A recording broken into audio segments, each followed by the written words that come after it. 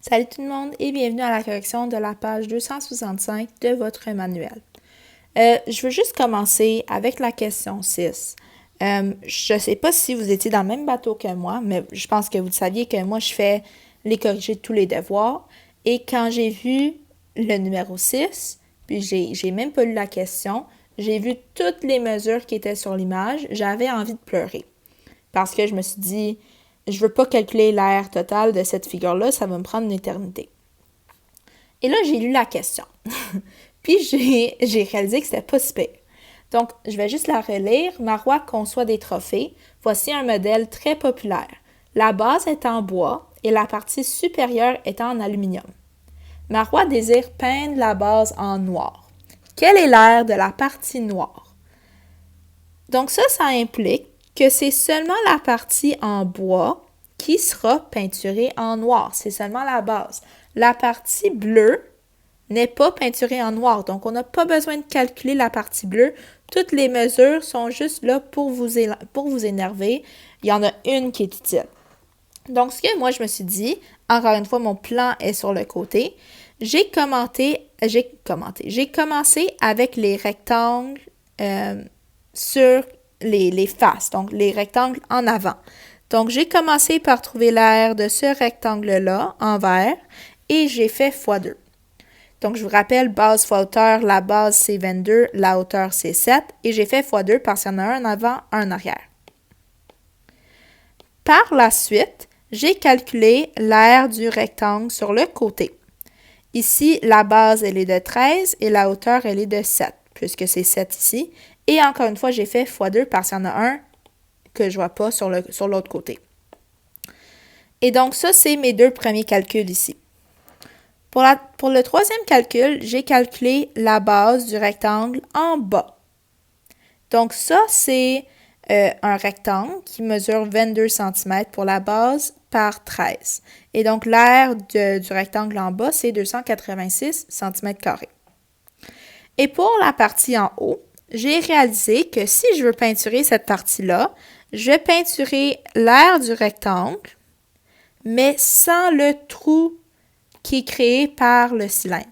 Donc, ce que j'ai fait, c'est que j'ai commencé par calculer la base du cylindre. Et on sait que la base d'un cylindre, c'est un disque, donc c'est pi fois rayon au carré. Et le rayon du cylindre, c'est la moitié de 13, parce que 13 ici, c'est mon diamètre. Et la moitié de 13, c'est 6,5. Donc, je calcule tout ça et ça me donne que c'est 42,25 pi, ou si je le multiplie, ça me donne environ 132,73. Donc, ça, c'est l'aire de la base du cylindre.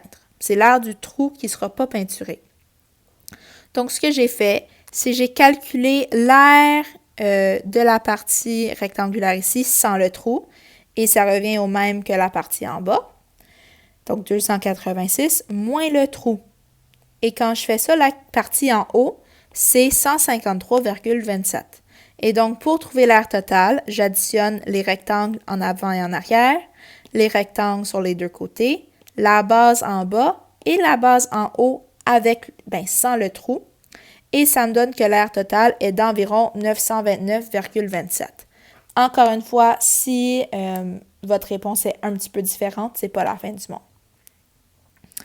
Pour la question 7, Delphine a conçu le plan d'une maquette qui représente le Pentagone. Puis le Pentagone ici, c'est c'est le département de la défense des États-Unis. C'est en Virginie, c'est près de Washington, D.C.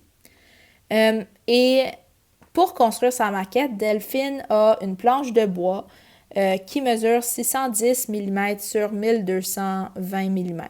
Et on veut savoir si elle va avoir assez de bois pour construire la surface latérale et seulement le toit de sa maquette. Donc, quand je parle de la surface latérale, je parle des rectangles ici que je vois devant moi, mais je parle aussi des rectangles ici. Donc, il y a deux aires latéraux ici parce que tu as un trou au milieu.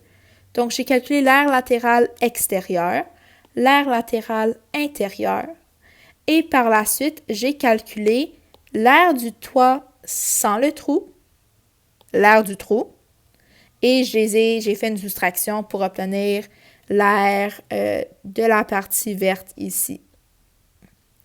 Donc, pour commencer, l'aire latérale extérieure, c'est vraiment juste ce rectangle-là fois 5, parce que j'en ai 5, puisque c'est un pentagone régulier. Et donc, base fois hauteur, ça me donne que l'aire d'un des rectangles, c'est 420. J'en ai 5, donc j'ai fait fois 5. C'est le même principe pour l'intérieur. Par contre, le côté du rectangle, la base du rectangle, c'est 27,5. Et sa hauteur, c'est encore 6 parce qu'il n'y a pas de différence pour la hauteur de la maquette. Et encore une fois, j'ai fait fois 5 puisqu'il y a 5 rectangles. Par la suite, j'ai calculé l'aire du pentagone au complet, comme s'il n'y avait pas de trou. Je vous rappelle, c'est Cantu, donc le côté du pentagone, c'est 70. L'apothème du pentagone, c'est cette mesure-là en rouge qui est de 48. Et le n, c'est le nombre de côtés et il y en a 5. Et donc, j'ai multiplié tout ça et divisé par 2 et ça me donne 8400. J'ai fait la même chose pour le trou qui est aussi un pentagone. Le côté du pentagone, c'est 27,5. L'apothème, c'est cette petite ligne rouge ici qui mesure 19. Et encore une fois, il y a 5 côtés. Et j'ai fait tout ça et c'est divisé par 2, ça me donne 1306,25 cm². Et donc, pour trouver l'aire de la surface verte que j'avais tantôt, il faut juste que je soustrais l'aire du pentagone au complet moins l'aire du pentagone avec le trou. Et donc ça, cette soustraction-là, ça me donne que l'aire du toit est de 7093,75 cm². Et donc l'aire totale qu'on va construire en bois mesure, c'est la somme de toutes les mesures que j'ai encadrées. Donc l'aire latérale extérieure du pentagone, l'aire latérale intérieure du pentagone et l'aire du toit. J'additionne tout ça et ça me donne 10 018 environ cm². Et on veut savoir si notre planche de bois va être assez grande pour construire la maquette. Et le petit piège est que ici, notre planche de bois est en millimètres. Donc, la première chose que j'ai fait, c'est que j'ai transformé les unités en millimètres pour qu'elles soient en centimètres, comme le reste de nos unités du problème.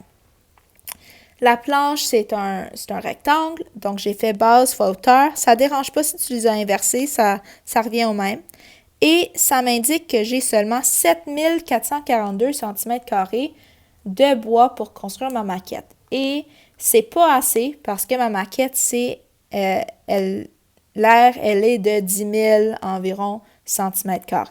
Donc la réponse ici, c'est non, elle n'a pas assez de bois. Je vous rappelle, je ne sais pas combien de fois je peux dire ça, mais c'est très important de se faire un petit plan sur le côté, en haut, comme vous voulez, juste pour vous aider un petit peu dans votre organisation et aussi pour m'aider dans ma compréhension de votre démarche. Ça va m'aider quand vous auriez des questions ou vous voulez que je vous explique de quoi. Donc, c'est tout pour ça aujourd'hui. Je vous souhaite une bonne journée et à bientôt!